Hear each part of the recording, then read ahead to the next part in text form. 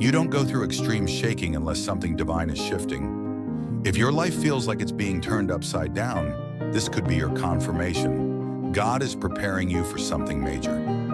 One of the first signs is divine discomfort. When everything that used to fulfill you starts to feel hollow, when routines that once brought peace now leave you restless, it's not a coincidence, it's a recalibration. God will strip away comfort to stir your calling. Just like Abraham in Genesis 12, God called him out before revealing what was next. You're being pulled from the familiar not to punish you, but to position you. The second sign is isolation, and it won't make sense at first. People who used to be close will start to fall away. Doors you thought would open suddenly slam shut. Your phone grows quieter, your circle's smaller, but spiritually, heaven is getting louder. God often isolates before elevation, not to hurt you, but to speak without interference.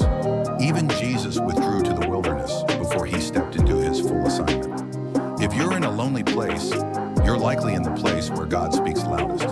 The third sign is internal war. When your flesh wants comfort, but your spirit craves something deeper, you'll start waking up with burdens that don't make sense, dreams you can't shake, and a holy dissatisfaction with mediocrity. Romans 8:28 doesn't promise everything will feel good, only that God will work it for your good. You'll feel the tension between who you were and who you're becoming.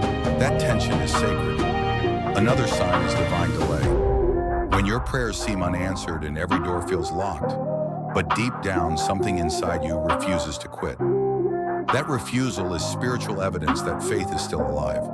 Just like Joseph, who was thrown into a pit and forgotten in prison, God may be delaying the visible to build your capacity for the invisible. Hidden seasons are preparation rooms.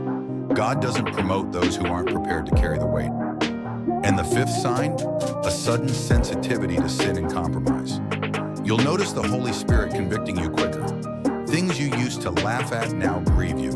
Relationships that once felt harmless now feel heavy. God is refining you in secret because he plans to use you in public.